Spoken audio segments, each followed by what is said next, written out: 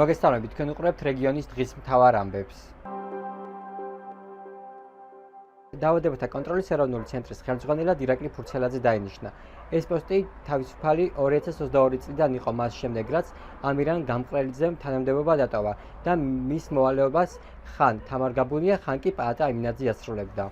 ჯანდაცვის სამინისტროს მიერ გავრცელებული განცხადების მიხედვით ირაკლი ფურცელაძე ქართული ოცნების ჯანდაცვის მინისტრმა მიხეილ სარჯველაძემ დღეს თანამშრომლებს წარუდგინა. ამავე წყაროს ცნობით 2011-24 წლებში ის ფარმაცევტულ კომპანია ავერსი ფარმაში მაღალ მენეჯერულ თანამდებობაზე მუშაობდა, მათ შორის გენერალურ დირექტორად. ირაკლი ფურცელაძემ 2012 წლის საპარლამენტო არჩევნებამდე რამდენიმე თვით ადრე 50,000 ლარი შესწირა ნაციონალურ მოძრაობას.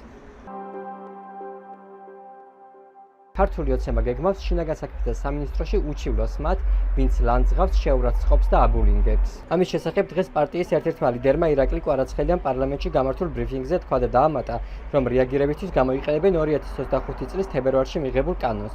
რა კანონზეა საუბარი? პროევროპული აქციების პარალელურად სადავო ლეგიტიმაციის პარლამენტმა დაარეგისტრირა კანონპროექტი, რომლითაც პოლიტიკური თანამდებობის პირების, საჯარო მოხელეების, პოლიციელების შეურაცხყოფა ისჯება. კანონის მიღების შესახებ პოლიტიკური თანამდებობის პირის შეურაცხყოფა, ლანძღვა, გინება ან მსგავსი გამოხატვა ისჯება 1500 ლარიდან 4000 ლარამდე ჯარიმით ან 45 დღემდე პატიმრობით. კოალიციას ძლიერ საქართველოს თავისუფლების მოედნის შემდეგ პარტია ხალხისთვისაც სწავებს. ამის შესახებ განცხადება დღეს პარტიის დირექტორმა ანა დოლიძემ გაავრცელა. 2024 წლის საპარლამენტო არჩევნებისთვის ერთ კოალიციაში გაერთიანდნენ პარტიები ლელო, ანა დოლიძე ხალხისთვის და მოძრაობა თავისუფლების მოედანი. რა პროექტები დაფინანსდა სენის მხარდაჭერით ქვემო ქართლში? გვესაუბრება ორგანიზაციის პროექტების მენეჯერი ნინო თევზაძე.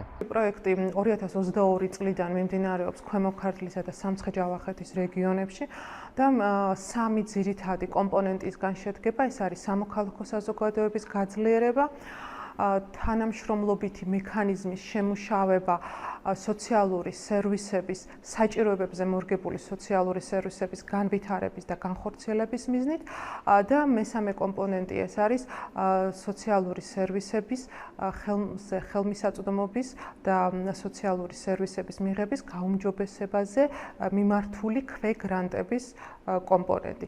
დღეს ჩვენ ვეწვიეთ რამდენიმე ორგანიზაციას, რომელიც აღნიშნული პროექტის ქვეგრანტიორები არიან და ძირითადად მათი პროექტები მიმართული იყო ახალი სოციალური სერვისების ან შექმნაზე, ან არსებული სერვისების გაუმჯობესებაზე. ყველაზე მნიშვნელოვანი ამ პროექტებში, რაც დღეს ჩვენ ვნახეთ, იყო ის, რომ ადგილებზე ჩვენ შევძელით სოციალური სერვისების მიმწოდებლების გაჩენა. ეს სერიოზული პრობლემაა, იმიტომ რომ იმ მოწყვლად ჯგუფებს, რომლებსაც სჭირდებათ ამ სერვისების მიწოდება, ხშირად უხდება დიდ ქალაქებში წასვლა იმისათვის, რომ ეს სერვისები მიიღონ და ეს დამატებით პრობლემებს ქმნის ამ ჯგუფებისთვის.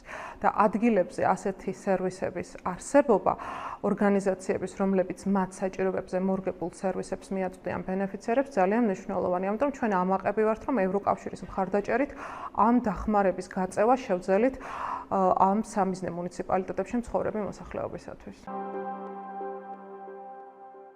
ეს იყო ჩემს ხელთ არსებული დღევანდელი ბოლო ინფორმაცია. მეტია დეტალური ინფორმაციისთვის ეწვიეთ ჩვენს ვებ და Facebook გვერდს Talk to Regions. გმადლობთ რომ გიყურებთ. დროებით.